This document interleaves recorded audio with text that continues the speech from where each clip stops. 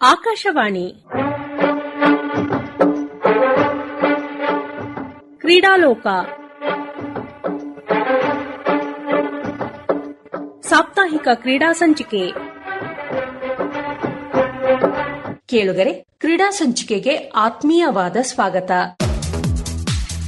ಇಂದಿನ ಕ್ರೀಡಾ ಸಂಚಿಕೆಯಲ್ಲಿ ಅಂತಾರಾಷ್ಟ್ರೀಯ ಸೈಕ್ಲಿಸ್ಟ್ ಹಾಗೂ ಏಕಲವ್ಯ ಪ್ರಶಸ್ತಿ ಪುರಸ್ಕೃತರಾದ ಮೇಘಾ ಗುಗಾಡ್ ಜೊತೆಗೆ ಸಂವಾದ.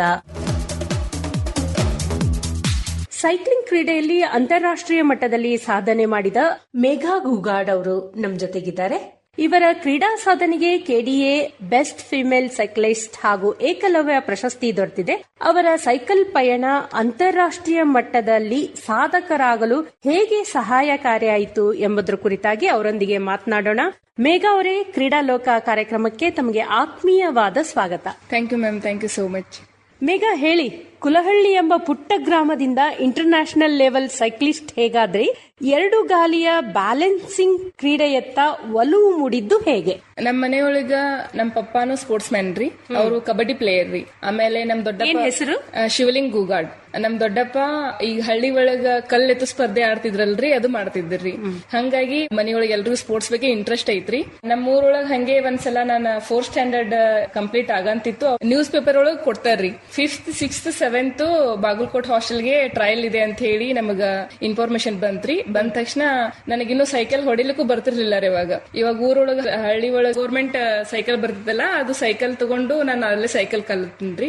4 ದಿವಸ ಒಳಗ ನಮ್ದು ಟ್ರಯಲ್ ಇತ್ತು. ಅಷ್ಟಲ್ಲಿ ನಾನು ಸೈಕಲ್ ಕಲತೇರಿ. ಕಲ್ತು ಟ್ರಯಲ್ ಕೊಡಕ್ ಹೋದ್ವಿ ಬಾಗಲಕೋಟೆಗೆ. ಟ್ರಯಲ್ ಅಲ್ಲಿ ನಾ ಸೆಲೆಕ್ಟ್ ಆದೇರಿ. ಅಲ್ಲಿ 3 ವರ್ಷ ಇದ್ದೇರಿ ಬಾಗಲಕೋಟೆ ಒಳಗ. 5th, 6th, 7th 3 ವರ್ಷ ಇದ್ದೇರಿ. ಅಲ್ಲಿ ನಮಗ ಅಂತ ನಿಂಬರ್ಗಿ ಮತ್ತು ದುಂಡಾಪಾತನಿ ಅಂತ ಕೋಚ್ ಕೊಟ್ರಿ ನಮಗಲ್ಲಿ. ಈಗ ಮೇಘಾ ಅವರೇ, ನೀವು ಹೇಳ್ತಾ ಇದ್ರಿ ಮನೆಯಲ್ಲಿ ಸ್ವಲ್ಪ ಕ್ರೀಡಾ ವಾತಾವರಣ ಇತ್ತು. ತಂದೆ ಕಬಡ್ಡಿ ಆಟ ಆಡ್ತಿದ್ರು, ಹಾಗೆ ದೊಡ್ಡಪ್ಪ ಕಲ್ಲು ಎತ್ತೋ ಕ್ರೀಡೆಯತ್ತ ಆಸಕ್ತಿ ಇತ್ತು. ನಿಮಗೆ ಸೈಕ್ಲಿಂಗ್ ಕ್ರೀಡೆ ಹೇಗೆ ಆಸಕ್ತಿ ಬಂತು ಅಂತ?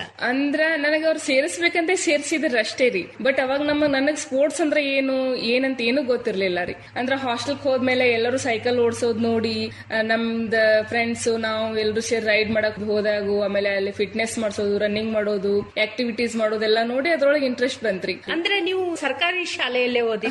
ಹೌದ್ರಿ. ಅಲ್ಲಿ ಆದ್ರೆ ಕಬಡ್ಡಿ, ಖೋ ಖೋ ಬಹಳಷ್ಟು ಆಟಗಳನ್ನ ಆಡ್ತಾ ಇರ್ತಾರೆ ಸ್ಕೂಲ್ ಲೆವೆಲ್.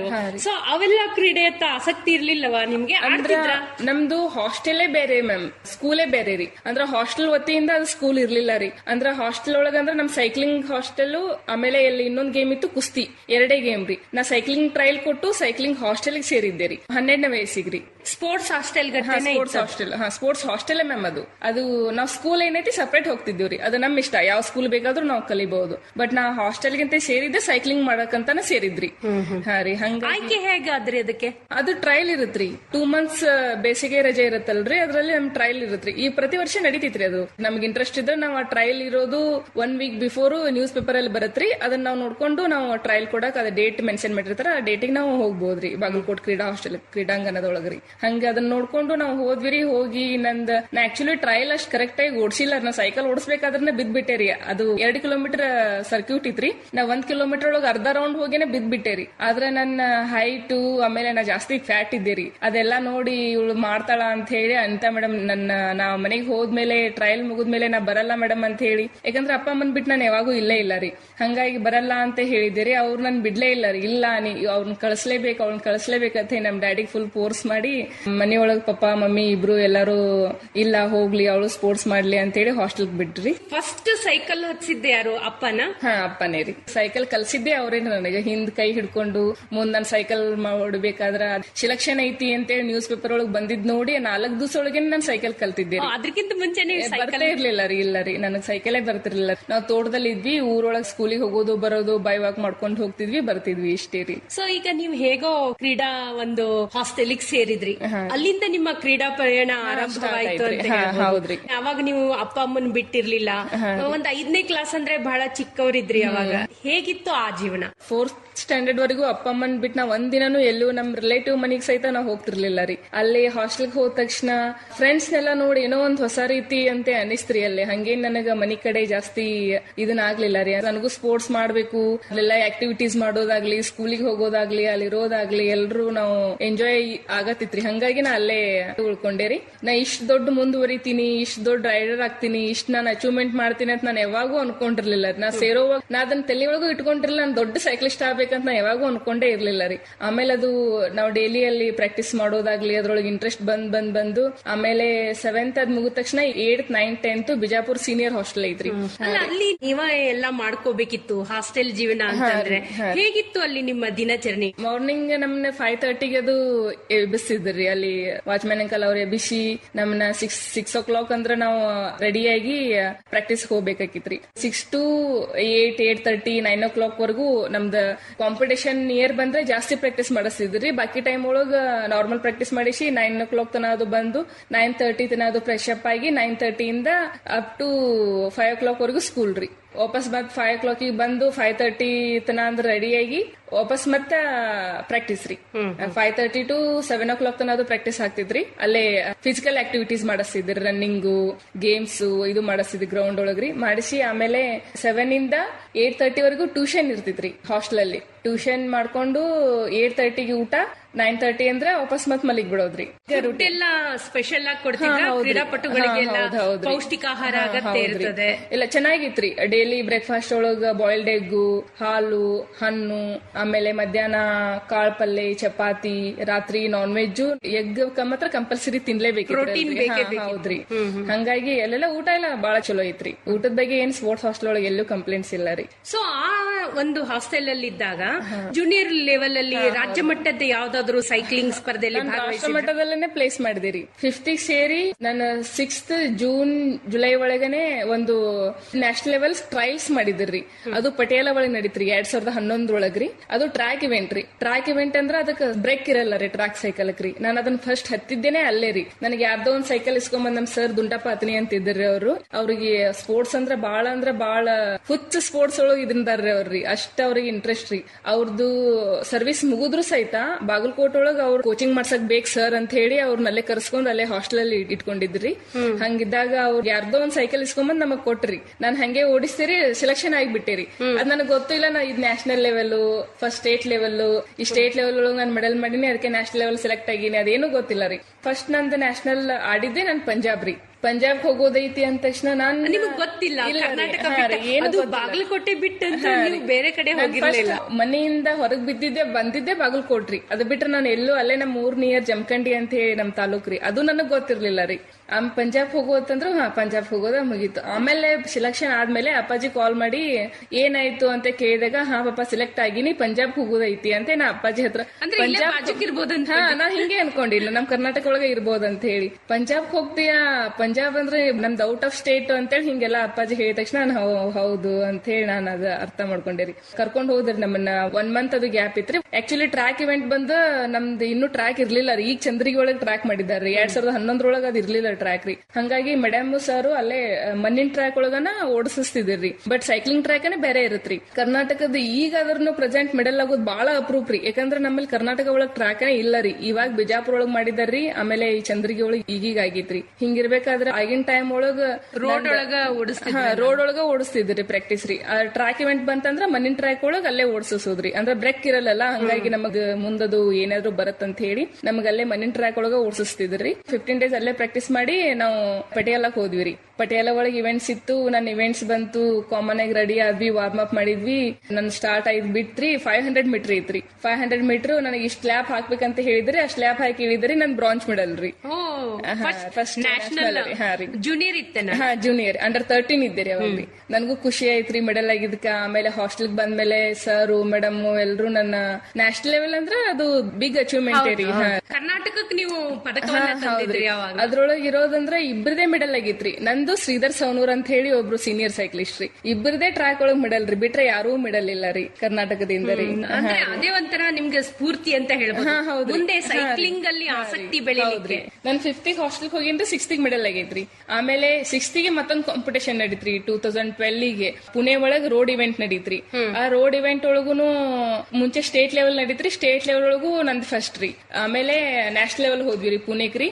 ಪುಣೆಗ್ ಹೋದ್ಮೇಲೆ ಅಲ್ಲಿ ನನ್ನ ಹತ್ರ ಸೈಕಲ್ ಇರ್ಲಿಲ್ಲ ರೀ. ಸೈಕಲ್ ಇರ್ಲಾರ್ದಕ್ ನಮ್ ಕೋಚ್ ಏನ್ ಮಾಡಿದ್ರು, ಪುಣೆ ಒಳಗ ಒಬ್ರು ನನ್ ಸೈಕಲ್ ಈಗ ಎಷ್ಟ್ ಗಿಡ್ಡದಿನಲ್ಲಿ ಇದಕ್ಕೆ ಇನ್ನು ಸಣ್ಣವಳಿದ್ದೆ ರೀ. ಅಷ್ಟಿರ್ಬೇಕಾದ್ರೂ ಫುಲ್ ಸೀನಿಯರ್ ಹುಡುಗನ್ ಸೈಕಲ್ ತಗೊಂಬಂದು ನನ್ ಕಾಲಿಗೆ ನನ್ ಕೊಟ್ರಿ. ಕೊಟ್ಟ ತಕ್ಷಣ ಅದು ಗೇರು ಬಾಳ ಹೆವಿ ಇತ್ರಿ, ನನಗ್ ಜಗ್ಗಕ್ಕೂ ಆಗ್ತಿರ್ಲಿಲ್ರಿ. ಹೆಂಗಪ್ಪ ಓಡ್ಸೋದಂತ ಹೇಳಿ ಹಂಗೆ ಓಡಿಸಿ ಫಿನಿಶ್ ಮಾಡಿದೆ ರೀ. ಎಷ್ಟ್ ಎಫರ್ಟ್ ಐತಿ ಎಲ್ಲಾ ಹಚ್ಚಿದೇರಿ. ಅಲ್ಲನ್ ಗೋಲ್ಡ್ ಮೆಡಲ್ ರೀ. ಇನ್ನೂ ಆದ್ರೂ ಯಾವ ಹಿಂಗ ಮಿಸ್ ಆಗ್ಯಾವಂತ ಇಲ್ಲ ರೀ ನ್ಯಾಷನಲ್ ಎಲ್ಲದ್ರೊಳಗೂ. ನಿಮ್ಗೆ ಸೈಕಲ್ ಇಲ್ಲ ಅಂತ ಹೇಳಿದ್ರಲ್ಲ, ಮನೆಯ ಪರಿಸ್ಥಿತಿ ಹೇಗಿತ್ತ ಅವಾಗ? ಬಾಳ ಅಂದ್ರ ಅದನ್ನ ಇನ್ನೂ ನಾವ್ ನೆನೆಸ್ಕೊಳಕ್ಕೂ ನನಗ್ ಆಗಲ್ಲ ರೀ, ಅಷ್ಟ ಕಷ್ಟ ಐತ್ರಿ ಅಲ್ಲಿ. ಸೈಕ್ಲಿಂಗ್ ಅಂದ್ರ ನಮಗೆಲ್ಲ ಏನ್ ಅನಿಸ್ತೈತಿ, ಸೈಕಲ್ ಹೊಡ್ಯಾಕ್ ಬಂದ್ರ ಸಾಕ್ ಬಿಡು, ಹಾಸ್ಟೆಲ್ ಒಳಗ್ ಸೈಕಲ್ ಕೊಡ್ತಾರ, ಏನು ಮಾಡ್ಬೋದು. ಬಟ್ ಹಾಸ್ಟೆಲ್ ನಮಗ ಸಪೋರ್ಟ್ ಮಾಡಿದ್ರಿ ಆಗಿನ ಟೈಮ್ ಒಳಗಾದ್ರು. ಏನ್ ಮಾಡ್ತಿದ್ರ ಅಪ್ಪ ಅವಾಗ? ಮುಂಚೆ ಹೊಲದೊಳಗನೆ ಕೆಲಸ ಮಾಡ್ತಾರೆ. ನಮ್ದು 1 ಎಕರೆ ಹೊಲ ಐತ್ರಿ, ಅದ್ರೊಳಗನೆ ಕೆಲಸ ಮಾಡ್ತಾರೆ, ಅದೇ ಡ್ಯೂಟಿ ಅವ್ರದ್ದು. ಅವ್ರಿಗೆ ಕಬಡ್ಡಿ ಆಸಕ್ತಿ ಹೆಂಗಿತ್ತು ಅವಾಗ? ಅಂದ್ರೆ ಆಡಿದ್ರ ಅವರು state level, national level? State level ಆಡಿದಾರ್ರಿ. ಅಂದ್ರ ಅವ್ರ ಹಿಂಗ ಹಳ್ಳಿ ಒಳಗ ಜಾತ್ರೆ ಒಳಗೆಲ್ಲ ಕಬಡ್ಡಿ ಸ್ಪರ್ಧೆ ಇಡ್ತಿರಲ್ರಿ, ಅದ ಆಡೋದಕ್ ಹೋಗ್ತಿದ್ರಿ. ಅಂದ್ರ ಅವ್ರಿಗೆ ಒಟ್ಟು ಸ್ಪೋರ್ಟ್ಸ್ ಅಂದ್ರೆ ಇಂಟ್ರೆಸ್ಟ್ ರೀ. ನಮ್ ತಂಗಿ ಇದಾಡ್ರಿ ಒಬ್ಳು, ನನಗ ಅಣ್ಣ, ನಾನು, ತಂಗಿ. ನಮ್ ತಂಗಿ ಹುಟ್ಟಿದ್ಮೇಲೂ 2 ವರ್ಷ ಅಪ್ಪಾಜಿ ಕಬಡ್ಡಿ ಆಡಿದಾರ್ರಿ. ಅವ್ರ ಕಬಡ್ಡಿ ಆಡ್ಬೇಕಾದ್ರೆ ತಂಗಿ ಹುಟ್ಟಿದ್ಮೇಲೆ ಅವ್ರ ಕಾಲ್ ಇಂಜುರಿ ಐತ್ರಿ, ಹಂಗಾಗಿ ಅವ್ರ ಕಬಡ್ಡಿ ಆಡೋದ್ ಬಿಟ್ರಿ. ಅಲ್ಲಿ ತನಾನು ಕಬಡ್ಡಿ ಆಡಿದಾರ್ರಿ. ಸೊ ಮನೆಯಲ್ಲಿ ಪರಿಸ್ಥಿತಿ ಅಷ್ಟು ಚೆನ್ನಾಗಿರ್ಲಿಲ್ಲ ಹಾಗಾದ್ರೆ, ನಿಮ್ಗೆ ಸೈಕಲ್ ಕೊಡಿಸಿ ನಿಮ್ಮನ್ನ ಪ್ರೋತ್ಸಾಹ ಮಾಡುವಷ್ಟು ಪರಿಸ್ಥಿತಿ ಇರ್ಲಿಲ್ಲ ಮ್ಯಾಮ್, ಇರ್ಲಿಲ್ಲ. ನಾನ್ ಚಲೋ ಅಚೀವ್ಮೆಂಟ್ ಮಾಡೋದಕ್ಕೂ ಎಲ್ಲ ಅದನ್ನ ನೋಡಿ ಅಪ್ಪಾಜಿ ಹೊರಗಡೆ ಸಾಲ ಮಾಡಿ ನನಗೊಂದ್ ಸೈಕಲ್ ಕೊಡ್ಸಿದ್ರಿ. ಅದು 2014 ಒಳಗ್ರಿ.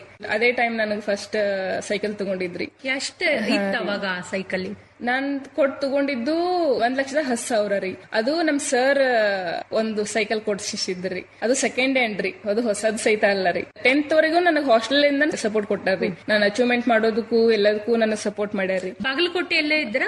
ಬಾಗಲಕೋಟೆ ಒಳಗ್ ಇದ್ದೇರಿ. 8th, 9th, 10th ಬಿಜಾಪುರ್ ರೀ. ಅದು ಸ್ಪೋರ್ಟ್ಸ್ ಹಾಸ್ಟೆಲ್? ಸ್ಪೋರ್ಟ್ಸ್ ಹಾಸ್ಟೆಲ್ ರೀ. ಆಮೇಲೆ 10th ಮುಗಿದ್ಮೇಲೆ ನನಗೆ ನನಗ್ ಸ್ವಂತ ಸೈಕಲ್ ಬೇಕಂತ ಹೇಳಿ ಸ್ವಂತ ಸೈಕಲ್ ತಗೊಂಡೇರಿ ಒಂದ್ರಿ. ತಗೊಂಡ್ ಸ್ವಲ್ಪ ದಿವಸಕ್ಕೆ 10th ಇದ್ದಾಗ ಜಮಖಂಡಿ ನ್ಯಾಷನಲ್ ನಡೀತ್ರಿ 2014 ಒಳಗ್ರಿ.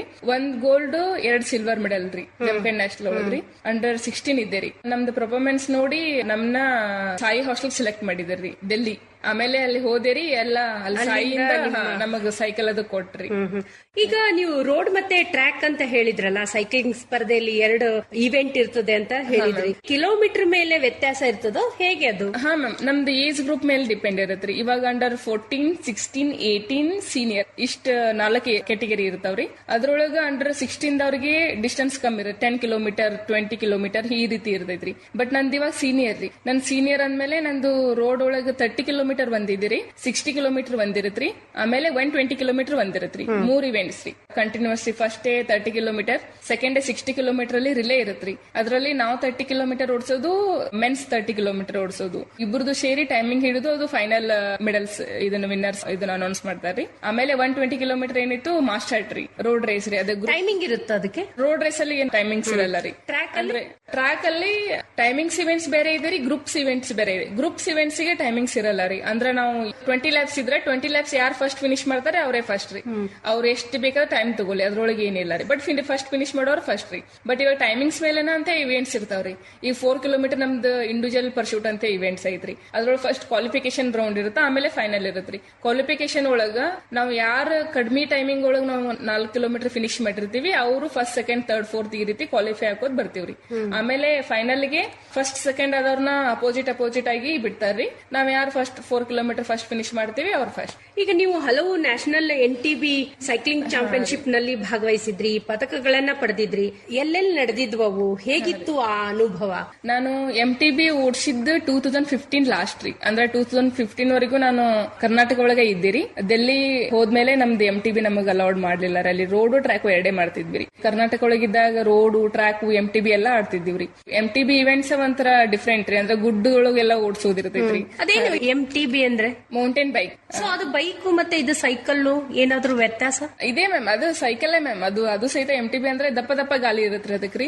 ಇದು ನಮ್ದು ರೌಂಡ್ ಹ್ಯಾಂಡಲ್ ಇರುತ್ತಲ್ರಿ, ಅದು ಹ್ಯಾಂಡಲ್ ಸೀದಾ ಇರ್ತೈತ್ರಿ. ಅದಕ್ಕೆ ಗಾಲಿ ದಪ್ಪ ಇರ್ತಾವ್ರಿ. ಅಂದ್ರೆ ಗುಡ್ಡದೊಳಗೆಲ್ಲ ಓಡಿಸ್ಬೇಕ್ರಿ, ಹಂಗಾಗಿ ಅದು ನಮಗ್ ಬ್ಯಾಲೆನ್ಸಿಂಗ್ ಇರ್ಲಿ ಅಂತ ದಪ್ಪ ಗಾಲಿ ಇರತ್ರಿ. ಅದಕ್ಕೂ ಗೇರ್ಸ್ ಇರತ್ರಿ, ಅದು ಕಾರ್ಬನ್ ಫ್ರೇಮ್ ಇರತ್ರಿ, ಅದು ಲೈಟ್ ವೇಟ್ ಇರತ್ರಿ. ಅದೊಂಥರನ ಎಕ್ಸ್ಪೀರಿಯನ್ಸ್ ಬೇರೆ ರೀ. ಅದ್ರ ಫುಲ್ ಗುಡ್ಡದೊಳಗೆ ಓಡಿಸೋದ್ರಿ ಒಂಥರ ಡಿಫ್ರೆಂಟ್ ಎಕ್ಸ್ಪೀರಿಯನ್ಸ್ ರೀ ಅದ್ರಿ. ನಿಮ್ಗೇನೋ ಇಲ್ಲಿ ಟ್ರ್ಯಾಕ್ ಮತ್ತೆ ರೋಡ್ ಅಲ್ಲಿ ಓಡಿಸಿ ಗೊತ್ತಿತ್ತು, ಆ ಗುಡ್ಡ ಗಾಡಿನಲ್ಲಿ ಸೈಕಲ್ ರೈಡ್ ಮಾಡೋದು ನಿಮ್ಗೆ ಗೊತ್ತಿರಲ್ಲ. ಬೂತ್ನಾಳ್ ಅಂತ ಹೇಳಿ ಊರ್ ಐತ್ರಿ ಬಿಜಾಪುರ ಹತ್ರ ರೀ. ಅಲ್ಲಿ ಕರ್ಕೊಂಡ್ ಹೋಗಿ ನಮ್ಮನ್ನ ಟ್ರೈನಿಂಗ್ ಮಾಡಿಸಿದ್ರಿ ಸರ್ ಮೇಡಮ್ ಇಬ್ರು, ಅಲ್ಕಾ ಪಡ್ತಾರೆ, ಚಂದ್ರಪ್ಪ ಗುರ್ನಿ ಅಂತ ಇದ್ರಿ. 8th 9th 10th ಅಲ್ಲಿ ಅವ್ರ ಕೈ ಒಳಗ್ ನಾನು ಟ್ರೈನಿಂಗ್ ತಗೊಂಡಿನ್ರಿ. ಅವ್ರು ಅಲ್ಲಿ ಬೂತ್ನಾಳ್ ಐತ್ರಿ, ಅಲ್ಲಿ ಗುಡ್ಡ ಐತ್ರಿ ಪೂರ ರೀ. ಅಲ್ಲಿ ನಾವು ಸೈಕಲ್ ತಗೊಂಡ್ ಓಡಿಸಬಹುದ್ರಿ, MTB ಸೈಕಲ್ ತಗೊಂಡ್ರಿ. ಅಲ್ಲಿ ಹೋಗಿ ಕಂಟಿನ್ಯೂಸ್ಲಿ ಪ್ರಾಕ್ಟೀಸ್ ಮಾಡಿಸಿದ್ರಿ ಸರ್ ಮೇಡಮ್ ಇಬ್ರು ರೀ. ಅದು ಒಂಥರ ಫುಲ್ ನಮಗೆ ಕಾಂಪಿಟೇಷನ್ ಲೆವೆಲ್ ರೋಡೇ ಐತ್ರಿ ಅಲ್ರಿ ಬೂತ್ನಾಳ್ ಕಡೆ ರೀ. ಹಂಗಾಗಿ ಅಲ್ಲಿ ಪ್ರಾಕ್ಟೀಸ್ ಮಾಡಿ ನಾವು ಈಸಿಲಿ MTB ನ್ಯಾಷನಲ್ಸ್ ಒಳಗೆಲ್ಲ ವಿನ್ ಆಗ್ತಿದ್ವಿ. ಇಲ್ಲಿವರೆಗೆ ಎಷ್ಟು ಪದಕ ಆಗಿರ್ಬೋದು ನಿಮ್ಗೆ ರಾಜ್ಯ ಮತ್ತು ರಾಷ್ಟ್ರ ಮಟ್ಟದಲ್ಲಿ ಹೇಳೋದಾದ್ರೆ? ನನಗ್ ರಾಜ್ಯದಷ್ಟ ಗೊತ್ತಿಲ್ಲ, ಯಾಕಂದ್ರೆ ಬಾಳ್ ವರ್ಷ ಐತ್ರಿ ಗ್ಯಾಪ್ ಆಗಿ ರಾಜ್ಯದ ಓಡಿಸ್ಲಾರ್ದರಿ. ರಾಷ್ಟ್ರ ಮಟ್ಟದೊಂದು 55-56 ಮೆಡಲ್ಸ್ ಇದೆ ರೀ. ಇಷ್ಟು ಚಾಂಪಿಯನ್ಶಿಪ್ ಗಳಲ್ಲಿ ಭಾಗವಹಿಸಿದ್ರಲ್ಲ, ಅದ್ರಲ್ಲಿ ನಿಮ್ಗೆ ನೆನಪುಳಿಯುವಂತದ್ದು ಯಾವ್ದಾದ್ರು ಇದೆನಾ? ಹಂಗಂತಂದ್ರೆ ಎಲ್ಲಾನು ನೆನಪಿರೋದೇ ಐತ್ರಿ. ಬಟ್ ನನ್ಗ 2018 ಏಷ್ಯನ್ ಗೇಮ್ಸ್ ಉಡ್ಸಿದ್ ಬಾಳ ನಂದ್. ಇನ್ನೂ ಅದ್ರನು ಕರ್ನಾಟಕದಿಂದ ಫಸ್ಟ್ ವುಮೆನ್ಸ್ ಅಂದ್ರೆ ನಾನೇ ರೀ. ಬಟ್ ಇನ್ನು ಆಮೇಲೆ ಇನ್ನು ಯಾರು ಆಡಿಲ್ಲ ರೀ ಏಷ್ಯನ್ ಗೇಮ್ಸ್, ಇನ್ನೂವರೆಗೂ ಯಾರು ಹೋಗಿಲ್ಲ ರೀ. 2016 ನಲ್ಲಿ ಟ್ರ್ಯಾಕ್ ಏಷ್ಯನ್ ಕಪ್ ನಲ್ಲಿ ಭಾಗವಹಿಸಿದ್ರ.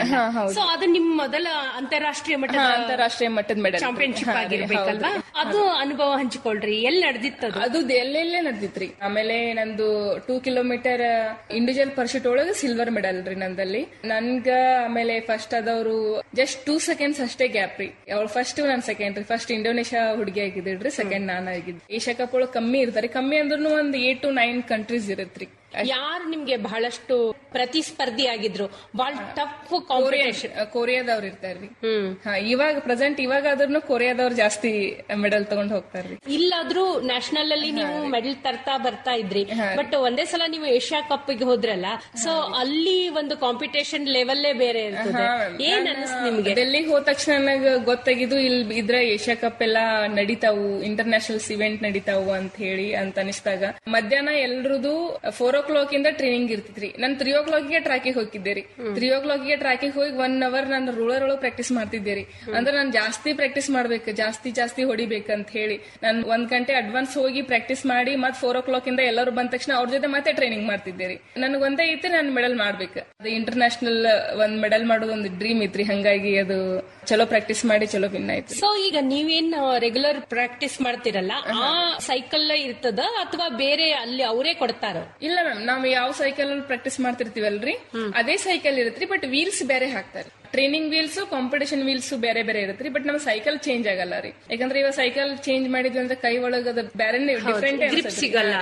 ನಮಗೆ ಎಷ್ಟೇ ಕಾಸ್ಟ್ಲಿ ಸೈಕಲ್ ಕೊಟ್ರು ನಾವು ಓಡಿಸೋ ಸೈಕಲ್ ನಮಗೆ ಚೆನ್ನಾಗಿ ಅನ್ಸತ್ರಿ. ಹಂಗಾಗಿ ನಾವು ಯಾವ ಪ್ರಾಕ್ಟೀಸ್ ಮಾಡ್ತಿರ್ತೀವಲ್ಲ ಅದೇ ಸೈಕಲ್ ನಮ್ಮ ಹತ್ರ ಇರತ್ರಿ. ವೀಲ್ಸ್ ಬೇರೆ ಹಾಕ್ತಾರ್ರಿ. ಅದು ಫಾಸ್ಟೆಸ್ಟ್ ವೀಲ್ಸ್ ಬರ್ತಾವ್ರಿ. ಅವನು ಹಿಂದೆ ಮುಂದೆ ಎಲ್ಲ ಬೇರೆ ವೀಲ್ ಹಾಕ್ತಾರೆ. ಈಗ ಗೆಲುವನ್ನ ಹೇಗೆ ನಿರ್ಧಾರ ಮಾಡ್ತಾರೆ? ಟೈಮಿಂಗು ಅಥವಾ ನೀವೇನಾದ್ರೂ ಓಡಿಸೋದು ಸ್ಕಿಲ್ ನೋಡ್ತಾರ? ಇಲ್ಲ ಮ್ಯಾಮ್, ಟೈಮಿಂಗ್ಸ್ ಟೈಮಿಂಗ್ಸ್ ಮ್ಯಾಮ್. ಎಲ್ಲ ನ್ಯಾಷನಲ್ ಲೆವೆಲ್ ಒಳಗೂ ಟೈಮಿಂಗ್ಸ್ ಮ್ಯಾಮ್. ಅದೇ ಬೇರೆ ಬೇರೆ ಇವೆಂಟ್ಸ್ ಒಳಗೂ ಬೇರೆ ಬೇರೆ. ಈಗ ಟೈಮಿಂಗ್ ಮೇಲೆ ಒಂದ್ ಇವೆಂಟ್ ಇರುತ್ರಿ. ಆಮೇಲೆ ಗ್ರೂಪ್ ಇವೆಂಟ್ ಒಳಗ ಯಾರು ಫಸ್ಟ್ ಫಿನಿಶ್ ಮಾಡ್ತಾರಲ್ಲ ಅವರೇ ಫಸ್ಟ್. ಸೈಕ್ಲಿಂಗ್ ಅಲ್ಲಿ ಗ್ರೂಪ್ ಇವೆಂಟ್ ಇದೆ.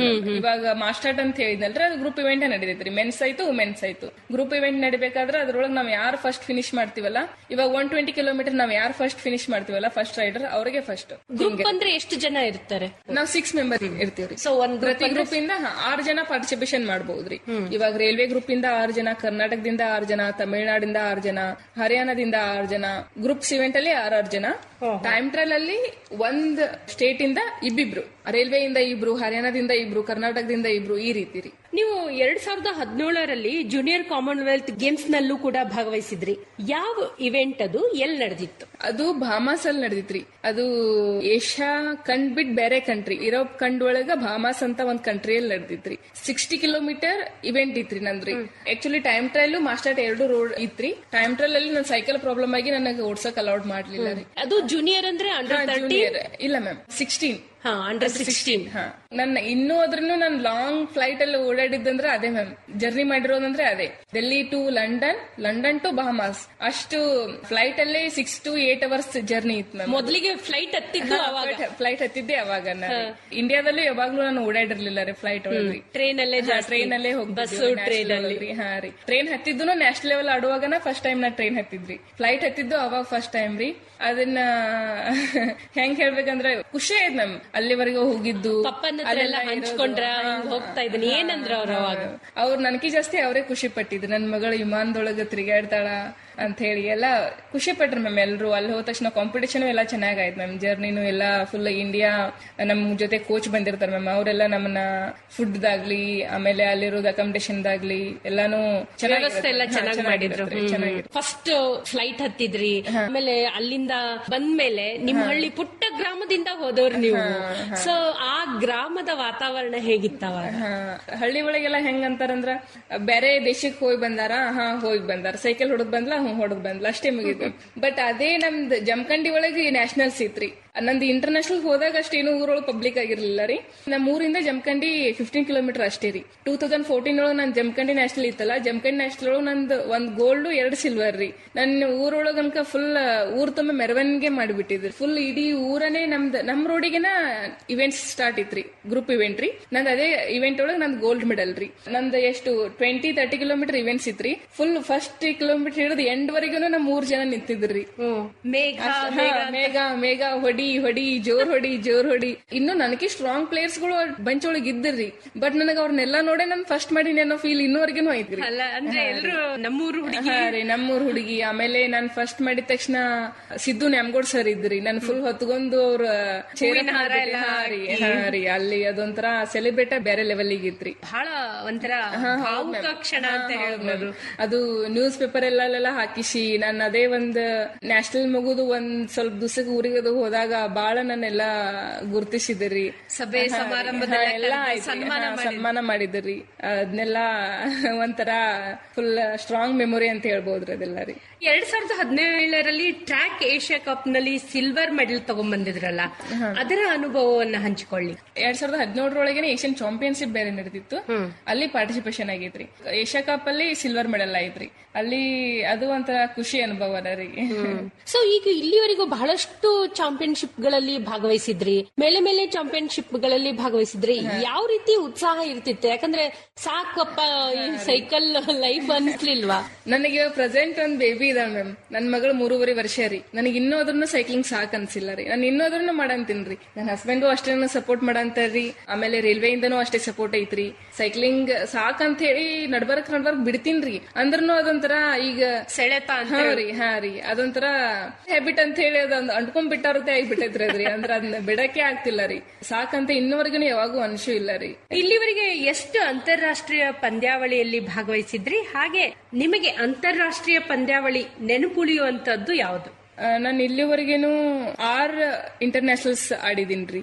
ಆಮೇಲೆ ನೆನಪುಳಿಯೋದಂದ್ರ ನಾನ್ ಜೂನಿಯರ್ ಇದ್ದಾಗ ಬಾಮಾಸ್ ಹೋಗಿರೋದು, ಅದೇ ಒಂದ್ ನಂದ ಜೂನಿಯರ್ ಕಾಮನ್ವೆಲ್ತ್ ಆಡಿರೋದು, ಅದೊಂದ್ ಸ್ಟ್ರಾಂಗ್ ಮೆಮೊರಿ ಅಂತ ಹೇಳ್ಬೋದ್ರಿ. ಆಮೇಲೆ ಏಷ್ಯನ್ ಗೇಮ್ಸ್ 2018 ಒಳಗ್ ಹೋಗಿರೋದ್ರಿ. ಇನ್ನೂವರೆಗೂ ಹುಡುಗಿಯರೊಳಗೆ ಯಾರು ಹೋಗಿಲ್ಲ ರೀ ಕರ್ನಾಟಕದಿಂದ ರೀ. ಅದು ನನ್ ಕುರ್ನಿ ಸರ್ ಹೇಳಿದಾಗ ಇನ್ನೂ ಫಸ್ಟ್ ಹೋಗಿರೋದ್ ನಾನೇ ಅಂತ ಹೇಳಿ ಅದೊಂದು ಖುಷಿ ಐತ್ರಿ. ಫಸ್ಟ್ ಟೈಮ್ ನಂದ್ ಇಂಟರ್ನ್ಯಾಷನಲ್ ಮೆಡಲ್ ಆಗಿರೋದ್ರಿ. ಚೆನ್ನಾಗಿತ್ರಿ. ಬಹಳಷ್ಟು ಪ್ರಶಸ್ತಿಗಳು ನಿಮ್ಗೆ ಬಂದಿದೆ. ಏಕಲವ್ಯ ಪ್ರಶಸ್ತಿ ಕುರಿತಾಗಿ ಹೇಳಿ, ಯಾವ ರೀತಿ ನಿಮ್ಗೆ ಒಲಿಯಿತಾ ಪ್ರಶಸ್ತಿ? ಏಕಲವ್ಯ ಪ್ರಶಸ್ತಿ ಅಂದ್ರೆ ನಾನು ಕಂಟಿನ್ಯೂಸ್ಲಿ ಮೆಡಲ್ಸ್ ಮಾಡಿದ್ದೀರಿ. ಅದೊಂದು ಡ್ರೀಮ್ ಇತ್ತು ನನಗೆ, ಅವಾರ್ಡ್ ತಗೋಬೇಕು ಅಂದ್ರೆ. ಕರ್ನಾಟಕ ಒಳಗ ಜಾಸ್ತಿ ಅಚೀವ್ಮೆಂಟ್ ಮಾಡಿದವರಿಗೆ ಹೈಯೆಸ್ಟ್ ಅವಾರ್ಡ್ ಅಂದ್ರೆ ಇದು ಏಕಲವ್ಯ ಅವಾರ್ಡ್ ರೀ. ಕ್ರೀಡಾ ಪ್ರತಿಭೆಗೆ ನಾನೆಲ್ಲ ನಮ್ ಸೀನಿಯರ್ಸ್ ಮನೆಗೆ ಹೋದಾಗ ಈ ಅವಾರ್ಡ್ ಇಟ್ಟಿರೋದು ಅವ್ರ ಮನೆ ಒಳಗ್ ನೋಡ್ತಿದ್ದೀರಿ. ನಾನು ಇದನ್ನ ಅವಾರ್ಡ್ ತಗೋಬೇಕಲ್ಲ. ನೀವು ನಿಲ್ಲಮ್ಮ ಮಲ್ಲಿಗವಾರ್ಡ್ ಅಂತ ಹೇಳಿದ್ರಲ್ಲ, ಅವ್ರ ಮನೆ ಹೋಗಿದ್ದೀರಿ. ನಾನು ಒಂದ್ಸಲ ಅಕ್ಕರ ಮನೆಗೆ ಹೋದಾಗ ಅವ್ರ ಮನೆ ಒಳಗ ಅವಾರ್ಡ್ ನೋಡಿದ್ದೀರಿ ನಾನ್ರಿ. ಅವಳು ಸ್ವಲ್ಪ ಜಾಸ್ತಿ ಹುಡುಗರಿಗೆ ಮೋಟಿವೇಶನ್ ಕೊಡ್ತಾರ್ರಿ. ಅಂದ್ರ ನಾವೆಲ್ಲ ಹಿಂಗ್ ಸೈಕ್ಲಿಂಗ್ ಮಾಡಿದ್ವಿ, ಈ ರೀತಿ ಮಾಡಿದ್ವಿ, ಅದನ್ನ ನನ್ಗೆ ಯಾರಾದ್ರೂ ನಮ್ ಸೀನಿಯರ್ಸ್ ಕಂಡ್ರೆ ಸಾಕು, ನನ್ ಜೂನಿಯರ್ ಇದ್ದಾಗ. ಇವಾಗ ಅಷ್ಟ್ ನಾನು ಸ್ವಲ್ಪ ಚೇಂಜ್ ಆಗೈತ್ರಿ ಮೆಂಟಾಲಿಟಿ. ಬಟ್ ನಾ ಸಣ್ಣವಳಿದ್ದಾಗ ಯಾರಾದ್ರೂ ನಮ್ ಸೀನಿಯರ್ ಕಂಡ್ರ ಅವ್ರು ಹೆಂಗ್ ಸೈಕ್ಲಿಂಗ್ ಮಾಡ್ಯಾರ, ನಾವ್ ಇನ್ನು ಹೆಂಗ್ ಇಂಪ್ರೂವ್ ಮಾಡ್ಕೋಬೇಕು, ಇನ್ನು ಹೆಂಗ್ ನಾವ್ ಸೈಕಲ್ ಹೊಡೆದ್ರೆ ನಮಗೆ ಎಲ್ಲಾ ಮೆಡಲ್ಸ್ ಎಲ್ಲಾ ಬರ್ತಾವ. ನಾನು ಅವ್ರನ್ನ ಕೆಣಕಿ ಕೇಳ್ತಿದ್ದೇರಿ, ಹೆಂಗ್ ಸೈಕಲ್ ಹೆಂಗ್ ಹೊಡೆದು. ಇಲ್ಲಿ ಕರ್ನಾಟಕ ಒಳಗೂ ಆಯ್ತು, ನಾನ್ ಡೆಲ್ಲಿಗೆ ಹೋದ ತಕ್ಷಣ ಅಲ್ಲೂ ಬೇರೆ ಬೇರೆ ಸ್ಟೇಟ್ ಇಂದ ಸೀನಿಯರ್ಸ್ ರೈಡರ್ಸ್ ಇದ್ರು ನಮ್ ಜೊತೆ. ಅವ್ರನ್ನೆಲ್ಲಾರು ಕೇಳಿ ತಿಳ್ಕೊಳ್ಳೋದು.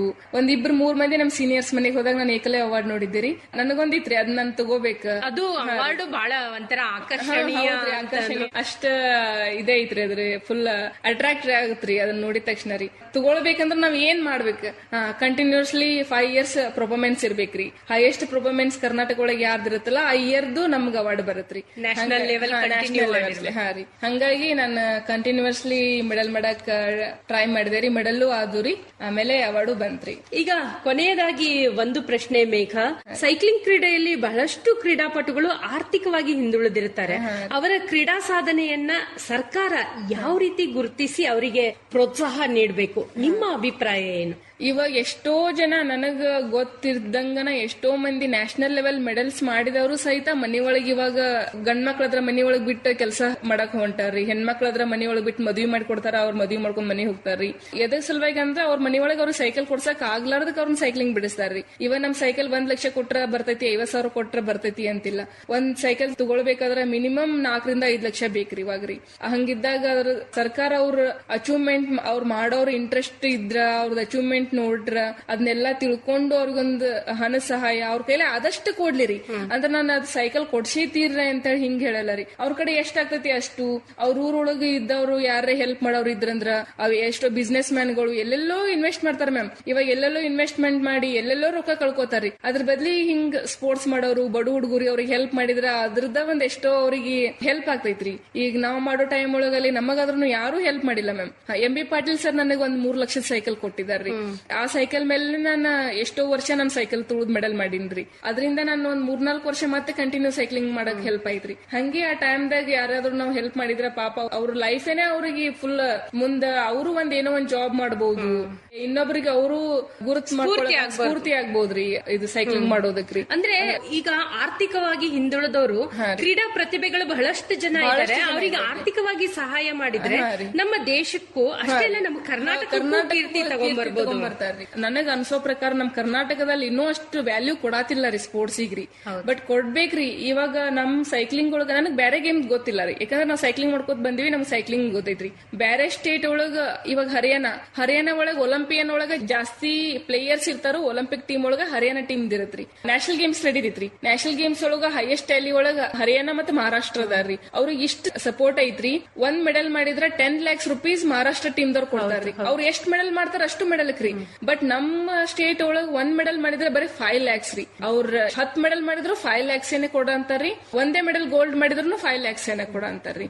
ನಮ್ಗೂ ಈಗ ಸದಾ ಇಷ್ಟ ನಮ್ದು ಖರ್ಚು ಐತಿ ಅಂದ್ಮೇಲೆ ಗೌರ್ಮೆಂಟ್ ಇಂದ ನಮಗೆ ಹೆಲ್ಪ್ ಐತಂದ್ರ ನಮ್ಗೆ ಇಂಟ್ರೆಸ್ಟ್ ಬರುತ್ತೆ ಮಾಡೋದಕ್ರಿ. ಇವಾಗ ನಮ್ ಕಡೆಯಿಂದನೇ ಇನ್ವೆಸ್ಟ್ ಮಾಡಿ ಮಾಡಿ ಮಾಡಿ ಮಾಡಂದ್ರೆ ನಮ್ ಪೇರೆಂಟ್ಸ್ ಸಪೋರ್ಟ್ ಮಾಡಲ್ಲ ರೀ. ಅಂದ್ರೆ ಸೈಕ್ಲಿಂಗ್ ಕ್ರೀಡೆ ದುಬಾರಿ ಅಂತ ಹೇಳ್ಬೋದು. ಸೈಕಲ್ಗೆ ಈಗ 10 ಲಕ್ಷ ಹಿಂಗೆಲ್ಲ ಇರುವಾಗ ಆಮೇಲೆ ಅವರಿಗೆ ಪೌಷ್ಟಿಕಾಹಾರ ಬೇಕಾಗಿರುತ್ತದೆ, ಅದಕ್ಕೂ ಅವರು ಖರ್ಚು ಮಾಡ್ಬೇಕು. ಪ್ರಾಕ್ಟೀಸ್ ಆಮೇಲೆ ಕೋಚು ಇವೆಲ್ಲ ಹಿಡಿದ್ರೆ ಬಹಳಷ್ಟು ವೆಚ್ಚ ಆಗ್ತದೆ. ಸರ್ಕಾರ ಅದ್ರ ಬಗ್ಗೆ ಯೋಚನೆ ಮಾಡ್ಬೇಕು ಮ್ಯಾಮ್, ಯೋಚನೆ ಮಾಡ್ಬೇಕಾಗತ್ತೈತ್ರಿ. ಯಾಕಂದ್ರೆ ಈಗ ಸೈಕಲ್ ತಗೊಳಕ್ ಆಗ್ಲಿಲ್ಲ ಅಂದ್ರೆ ನಾವು ಸೈಕ್ಲಿಂಗ್ ಬಿಟ್ಬಿಟ್ವಿ ಅಂದ್ರೆ ನಮ್ ಲೈಫ್ ಇಲ್ಲಿಗೆ ಮುಗಿದ್ ಬಿಡ್ತ್ರಿ. ನಿಮ್ಗಷ್ಟೇ ಲಾಸ್ ಅಲ್ಲ, ರಾಜ್ಯಕ್ಕೂ ನಮ್ಮ ದೇಶಕ್ಕೂ ಲಾಸ್. ಈಗ ನೀವೆಲ್ಲ ಮೆಡಲ್ ತಂದ್ರೆ ನಮ್ ದೇಶಕ್ಕೆ ಕೀರ್ತಿ ಇರ್ತದೆ. ಒಳ್ಳೆದು ಮೇಘ ಅವರೇ, ಇಲ್ಲಿವರೆಗೆ ನಿಮ್ಮ ಕ್ರೀಡಾ ಸಾಧನೆಯ ಕುರಿತಾಗಿ ನಮ್ಮ ಯುವ ಜನಾಂಗಕ್ಕೆ ಸ್ಫೂರ್ತಿದಾಯಕ ಮಾತುಗಳನ್ನ ಹೇಳಿದ್ರಿ. ತಮ್ಗೆ ಧನ್ಯವಾದಗಳು. ನಮಸ್ಕಾರ. ನಮಸ್ಕಾರ ಮ್ಯಾಮ್, ಥ್ಯಾಂಕ್ ಯು. ಅಂತಾರಾಷ್ಟ್ರೀಯ ಸೈಕ್ಲಿಸ್ಟ್ ಹಾಗೂ ಏಕಲವ್ಯ ಪ್ರಶಸ್ತಿ ಪುರಸ್ಕೃತರಾದ ಮೇಘಾ ಗುಗಾಡ್ ಜೊತೆಗಿನ ಸಂವಾದವನ್ನ ಕೇಳಿದ್ರಿ. ಇವರನ್ನ ಮಾತನಾಡಿಸಿದವರು ಭಾರತಿ ನಾಗರಮಠ್, ನಿರ್ವಹಣೆ ಜ್ಯೋತಿ ದಾಸ್. ಇದಾಗಿತ್ತು ಕ್ರೀಡಾಲೋಕ ಕಾರ್ಯಕ್ರಮ. ರಾಜ್ಯವ್ಯಾಪಿ ಪ್ರಸಾರವಾದ ಈ ಕಾರ್ಯಕ್ರಮ ಆಕಾಶವಾಣಿ ಬೆಂಗಳೂರು ಕೇಂದ್ರದ ಕೊಡುಗೆ.